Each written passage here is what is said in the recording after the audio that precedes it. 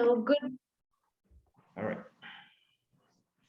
good morning, good evening, good afternoon from wherever you're watching us from. Welcome to the 5th episode of our Human Touch program. And as you already know, this is a program where we invite HR professionals to share in their journey and let us know what are the challenges and generally what it is like to be in the HR profession.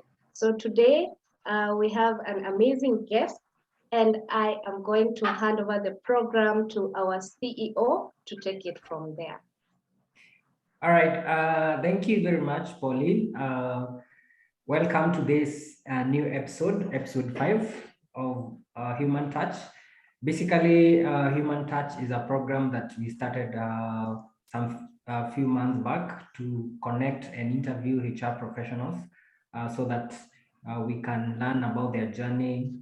We can, know what it takes to be a HR and know how it takes to lead the biggest organization in Kenya and also outside Africa. And today with us is the king of the HR profession. He has been in the game for more than 25 years of experience. I think most of us by that time were toddlers. And he's a HR strategist and also a certified professional coach in personal development, career, executive, and leadership coaching. He's also the founder of Pristine Management Solutions. Ladies and gentlemen, help me welcome Mr. Mathangani Muya. Karibu sana, Mr. Mathangani. How are you doing today? Well, thank you very much, Peter Mchemi. Thank you for that welcome and a great introduction. Yes. So thank you for honoring our invitation. We are very excited to have you here, and we can't wait to learn from you. I know 25 years is not a small period of time. Within that period, I know you've gathered wealth of experience, which I know you'll be able to give a snippet. I know these 45 minutes can not be enough to share all your experience, but I would be sure to always invite you in our subsequent episodes. Welcome very much. So I will start by giving you this opportunity to introduce yourself, how you started, your journey, your education, and the like. Thank you, Peter. My journey is long, but I'll try to summarize it. When I started at the University of Nairobi, that's why I did my undergraduate degree. I started off in what we call government or political science, sociology, and literature. And after that, I did a postgraduate diploma at Glasgow College of Technology, which currently is called the Caledonian University. I did my postgraduate diploma in public administration and management. I started off my career in the public sector, where I worked for about 4 years. And after that, I was just doing more or less administrative work. And when I started, actually, I personally, from my old early days, I just wanted to be a lawyer or a politician, a political scientist. And this was because of influence of my elder siblings and some neighbors who had managed to go to high school and have these great books about great ideas. And after that, I joined the private sector. My first job was in a large motor company, which some of you may not remember. It was called Motormat Group. It was the franchise holder of Toyota, where Toyota Kenya is today. That's why it was. And I worked in one of those. And after that, I got opportunities to work in Gillette Interproducts, which is an international company dealing with the male grooming products. Now it is part of the Procter & Gamble. Basically, that has been my journey, and I've worked in several places. I've worked in the banking sector, in the manufacturing sector, in the healthcare, and also I've also worked a bit in the educational sector. That is a brief summary of my background. Thank you. I checked your profile and you have quite a huge list of companies that everyone would want to work with.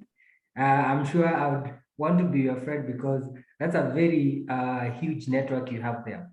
And I'm curious. You mentioned that some of the people you are looking up to are lawyers and the big professions that every small kid would want to pursue in life. How did you end up in the HR profession? Why not Okay. a lawyer? Like you are mentors. I'll be very honest. What happened is that it was very competitive to get to some of those. My dream was either to go to an outside university, and our dream university was either you go to Makerere or you go to Dar es Salaam. In between, as we were completing high school, the universities were merged. So University of Nairobi had already become University of Nairobi. Dar es Salaam, they had split. And this was actually in the late 70s as we were finishing secondary school. So when we went to high school, we had no choice than to come here. And I actually missed getting to law by 1 point. The cutoff was 15 points. I got 14 points. So what did I do? And then I went to my second one. I wanted to be a political scientist, an economist. So I joined Lao University of Nairobi in the Faculty of Arts, and that's why I joined that. So how did I drift into HR? It was, in my dream, I started seeing something that I need to do with people. And when I joined the ministry, I was working in a government ministry called Ministry of Cooperative Development. The department I went had to do a bit to do with staff allocation, planning. So we were dealing with the matters of staff in the provinces. That time they were called provinces, they were not called counties. So we were the coordinators, and the department I was very exciting because I used to map out the staff requirement, the people who are being recruited, and I just got an interest. But also in my diploma and also in my undergraduate, I did a very interesting subject. In sociology, there was another paper which was called the sociology of work. And then it was very exciting because you're dealing with matters to do with work processes, understanding human behavior, social dynamic, organizational dynamics. Then also in one of the papers, we also did a lot of things to do with people management. We were introduced into people management. And also in one of the papers in political science, we dealt with the early thinkers. Aristotle, Plato, Socrates, other workers like Marcus Aurelius. We still hear about them today. So they introduced us to the foundations of dealing with people. So when I joined, I came back because I did my diploma outside. When I came back, I was so determined. With all due respect, the government service was getting a little bit not very palliative for those who were being born in 1982. It was immediately after the coup. Some of us were involved a little bit in college politics, so we were still being seen as suspicious. And I was feeling I was political a bit. I had issues with the government, like most people that time. So I didn't want to get out of the government because I couldn't more or less aligned to their values. And a friend of mine who is today a public figure, we were in college together, had started working in the private sector. Then in one of the meetings, somebody mentioned they're looking for a personnel manager. So he said, I know somebody who just came, and I think he said he has done those topics in his course. Maybe I introduce you. And I was just given a note. I went, the person interviewed me for about 30 minutes. He told me, come back on Monday. I told him I have to give a notice. And I was excited. I have never done per se HR. And I was given about 60 people to manage in a division. I used to work in a company that today deals with heavy commercial and farm products called Bruce Trucks and Equipment. Today it is called Farm Machinery Distributors. We were in the same group but divided. So that's how I ended up doing HR. Wow. Right into the deep end. Wow. I think the opportunity met you when you're prepared. Yes. And everything fell in place. Yes, from that now it was a non-stop journey. All right. So what made you not to turn back, probably? And I think this could be, be rephrased in this way. What, in your experience, working with all these companies has been the most interesting thing?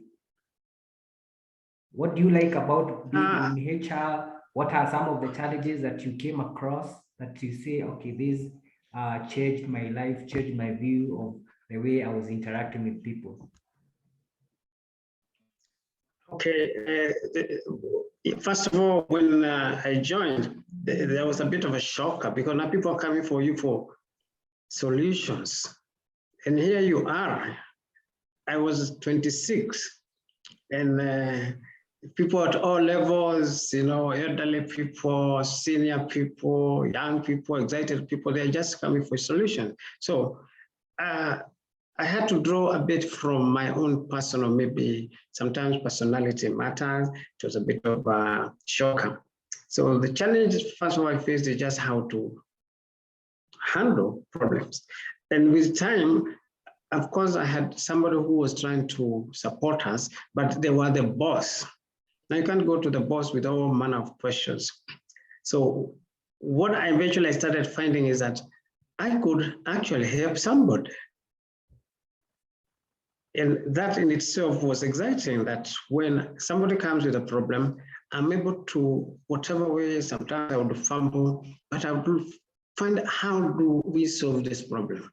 Sometimes it's between two employees, a supervisor, and all that. And that started giving me motivation. That somebody went home, maybe they thought they would be sacked, but I tried to intervene to find a way how they can be, even them, how they can improve. And that actually kept on driving me. Oh, amazing. So really amazing. what I enjoy most is just when I'm able to make somebody happy by providing a solution. Whatever it is, sometimes it may, some people, of course, we are not like all the solutions you have, but that they are fair. And to me, it was just a question of being fair. Ah, amazing. So maybe just to ask you, have you found yourself, because I know HR, sometimes you might find yourself in a very tricky situation where you actually don't know or what course of action to take. Have you found yourself in a dilemma to you know, to be a discipline, to give harsh disciplinary action, or to be lenient, probably in a situation whereby you have to fire someone and the human aspects comes in, but again there is also now your responsibility to discipline employees. Have you ever found yourself in such a situation, and how did you approach it?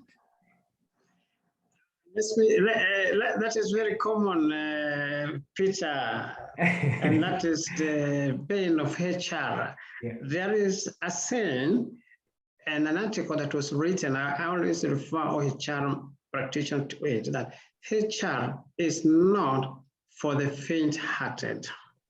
Yes, I have been involved in that, where I've had to make very difficult decisions on an issue which was going to affect people, and where you feel like it is not fair or the consequences are going to be very heavy on the employee. I can just give two examples. One was where I was working in a factory situation, and we had very strong values regarding integrity, theft, pilferage, and all that. And one of the pioneers of that factory, who had worked there for about 27 years, a very good technician,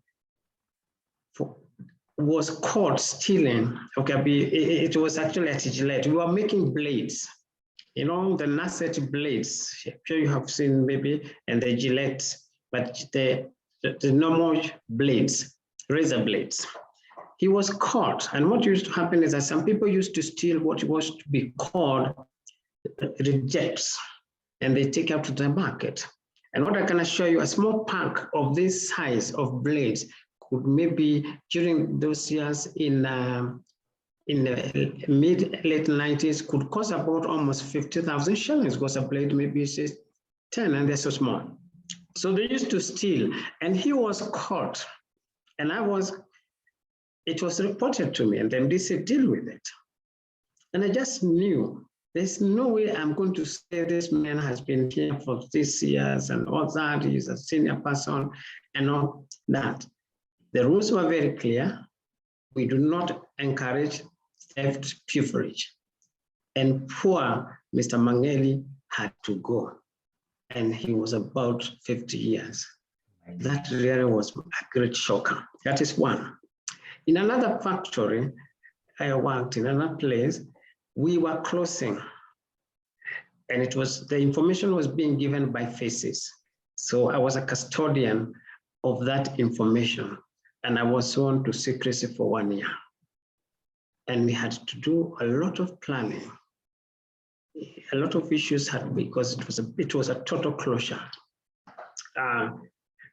And I could look at my colleagues, my friends, and you're telling me about your problems, and I know you have only 4 months. Another one comes in, another problem, we know we have only 2 months before we close this place. And then in between that time, another manager committed an act of breach of integrity. We had calculated his final dues, and it was a good sum. And unfortunately, because it was caught, the facts were there. We said, we are not going to anywhere. We are not going to report to police. Please just give us your letter. And there went a good chunk of his money. And these are my colleagues. And we are sitting with them in the disciplinary committee and others. So yes, it does, and many others. Wow. So it's a question of a balance. Do you get carried by emotions, or do you actually do what is right in accordance with the policies, but more important, with the code of conduct? And we say, HR, don't stick so much to the policies. Sometimes is it fair? So if you don't take the action, what message will you give to the others? So sometimes you go home a little bit with a heavy heart. We are human. But at least you go home knowing you did the right thing. Yes, and in fact, if I mention just another one, which was a real ethical dilemma. I was working in a bank, as you can see, was working in a bank. An employee gets upset, and he was one of the longest serving, and yet we were preparing an early retirement for a certain group of people, and he was among them. He gives a resignation letter, and I know it's going to happen it was about 3 months' time. And I had to go and see the general manager, because I said, this guy is going to lose. But if I tell him, I'll also be breaching confidentiality. If I tell him, don't go, something is coming up good for you. So I just told my boss, this has happened. Might I give him my views? I would like to stop Michami from going now. Do I have your authority? He said, yes.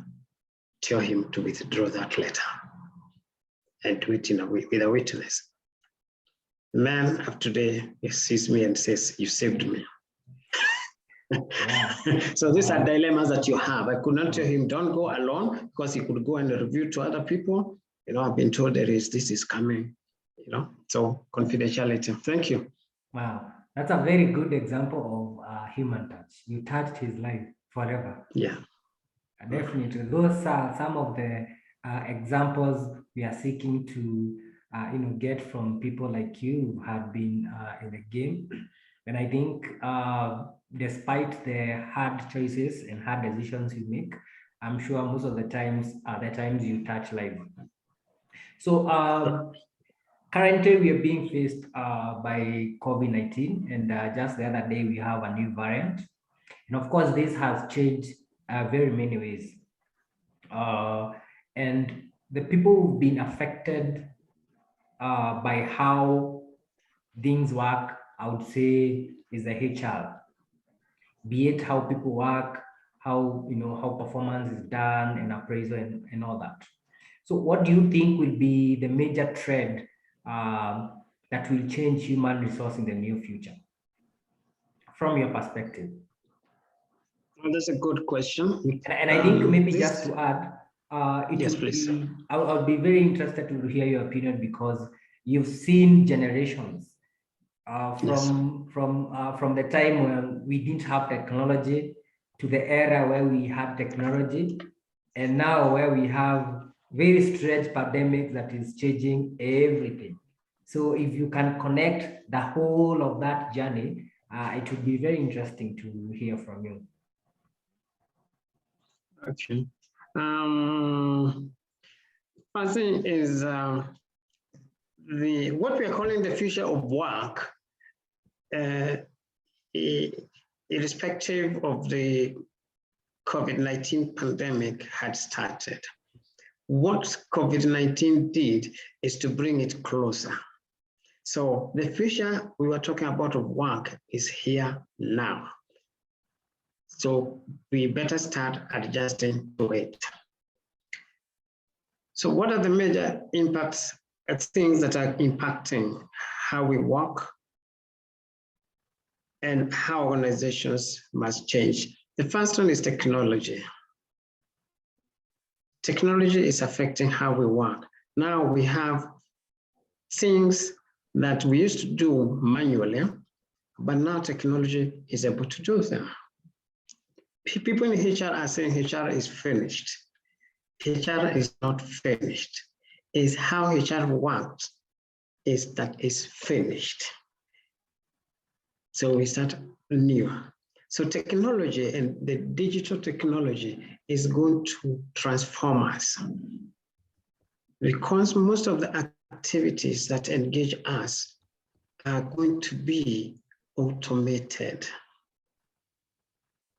Communication, how we knew it before, is also being automated through artificial intelligence. You can interact, you can obtain information, you don't have to write with a lot of worksheets and calculations. There are applications which can give you information and almost guide you how to make a decision. So that is very critical. So as HR, we must start moving towards that, and it has already started. Now, there are people who have automated employee assistance programs. So employees don't have to shove a lot of paper. They don't have to come and see HR. So our mindset must change from being the ones people call, come to make decisions or to guide them, because HR, we are also known to create our small kingdom. So everybody comes to HR. What believe Yango? Where is this? Can I have this?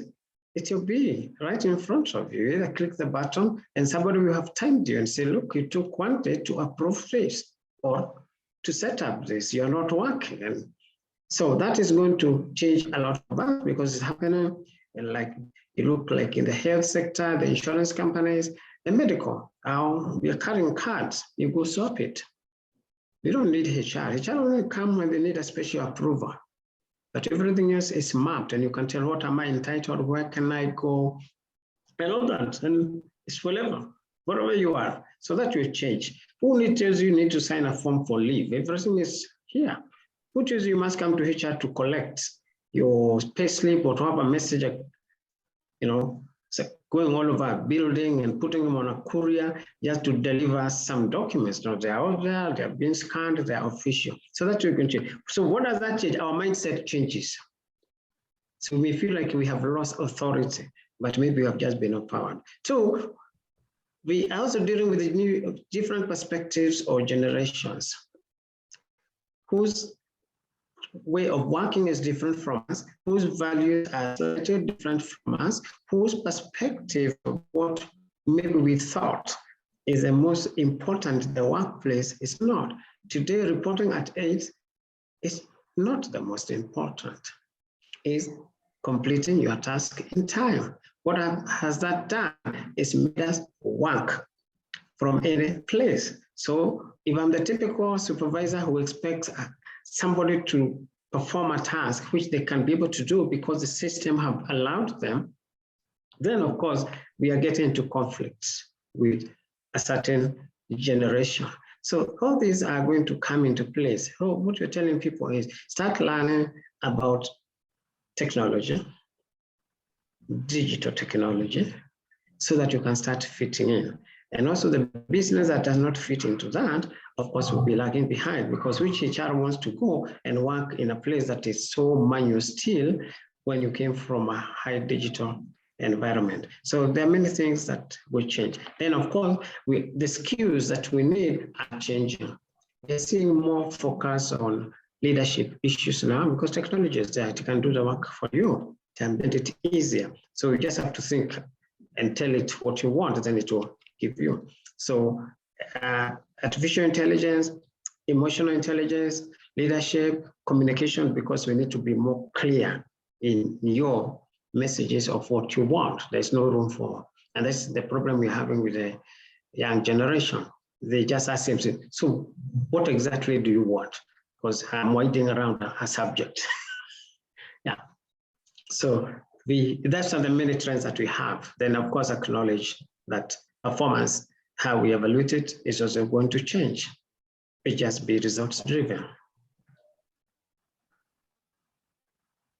Amazing, amazing. And I think the issue of performance, from also my opinion, is going to be the next big problem, because when people are working from home, how do you know if they are working? That's, I think, the first question. How do you appraise them? These are going to be the next big problem, from my opinion, in the HR sector. You're right. It is the next step. So what then employers need to do is to actually shift how they evaluate employees, how they set their targets. And I can share with you, there's a company somewhere in Nairobi, which has asked what is called a time and emotion survey. What we all don't know is that who decided how many people you need in an organization.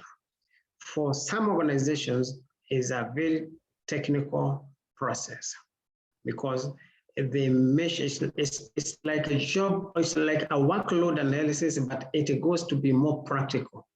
You actually measure how long does it take an activity to be completed. Then you decide you take 7 hours, 6 hours, 30 minutes, whatever. And so what will happen is that people are going to do a lot of that, so that when we start the so-called gig economy, it's really, I'm telling you, in 3 hours, I would like you to have completed this, because I've already a threshold. So the next question I'll be asking, what do you do the rest of the hours? And that is how the gig economy works. Who cares whether you woke up at 5 a.m. or 3 a.m.? I just told you 10 a.m. I want you to be having a Zoom meeting with my report. So again, that shift is going to come very slowly. So I was amazed when somebody called for consultants to do what is called time and emotion. This is in factory, packaging, procurement, and all that, because they want to know exactly what do these people do in a whole 8 hours. If I discover that Muchemi actually in his whatever takes only 4 hours, what do I have to pay for the other 4 hours?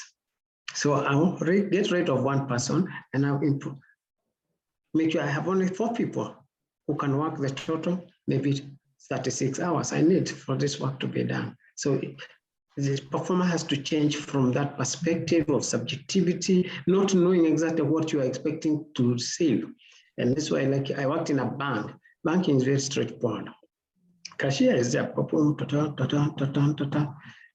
If you start thinking about 5 minutes, making a payout, somebody that is a supervisor asking you, hey, you took 10 minutes. What was it? So no niceties. But unfortunately, our mindset here is very interesting. I engage you in a conversation.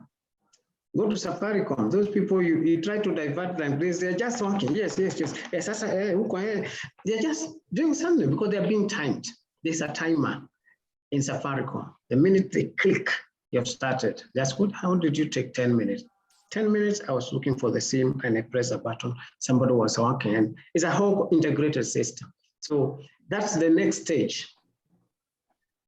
An organization that are not going to do it, of course, will be spending a lot of money on people. And doesn't mean that people will go away. All they will do is that we will get more efficient and more jobs will be floating. So it will be competitive. The West, how do people work? You work for 15 hours and you're just hopping from here to Zika. And you survive. Amazing. I think that's I think that's a conversation we should have probably another time, Pauline, on performance and appraisal of the near future, how it will look like. Because I agree with you. Sometimes I find myself only working 4 hours, then the rest I'm just staring at the computer, looking at my phone, and I always feel guilty. Am I really adding value to the company? And because of time, maybe the last question would be for SMEs, even us, you realize that most SMEs don't have HR professionals. And I think because you're in that sector, what are some of the recommendations that you'd give to HR in organizations around Kenya, and also CEOs who manage these SMEs and they don't have a full-time HR resource? Thank you. Very important, very pertinent. One, it's important to understand that whatever you do in your organization, you get it through people. And how you treat people is actually a reflection. It's a very straightforward. A hotel which mistreats people is full of sects.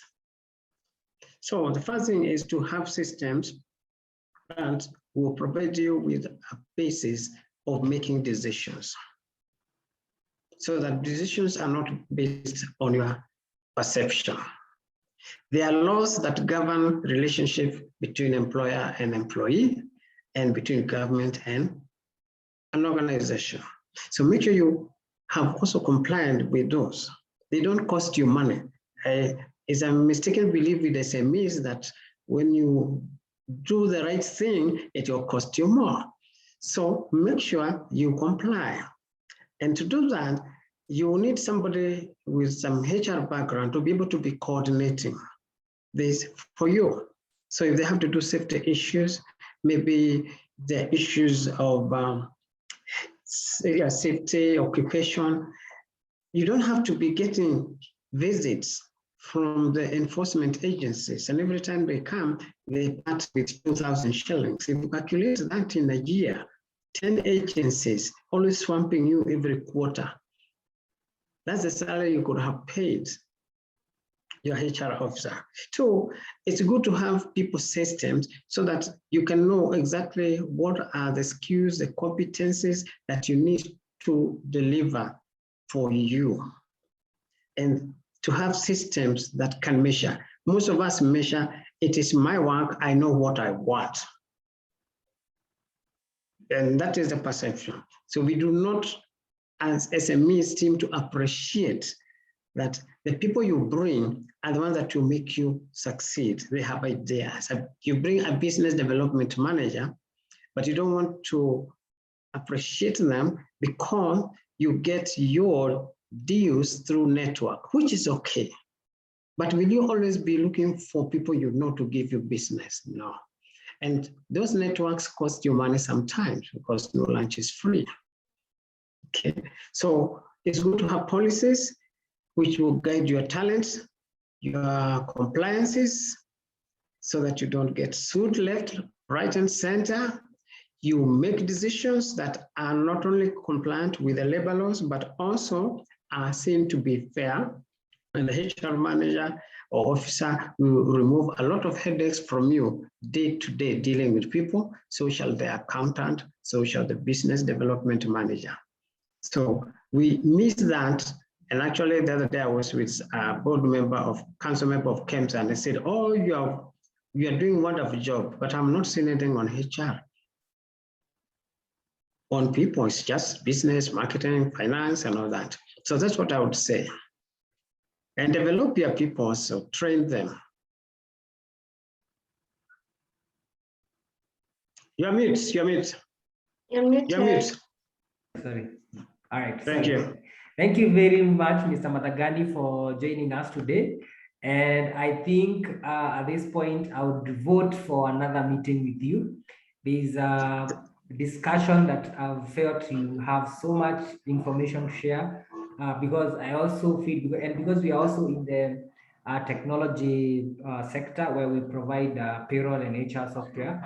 I would also like to know more information, and also for you to inform our viewers on how the appraisal will be, because that is also a challenge I'm facing also in my organization, on how do I know what this person is working with, is working on, how should I appraise them. And I'm sure so many other SMEs are also facing a similar problem. And one of the things that I've noted from this discussion is something you said: HR is not finished. It's how HR works that is finished. I think that's very, very strong. Yes. Yeah. So what is a parting shot? What do you want to part the shot with? Well, thank you. What I would say is that for most of people in HR, let us go with an open mind. Let us identify the key skills and competence that we need to succeed. Let us know our work well, especially on matters of employee relations, because for most SMEs, that is the greatest challenge.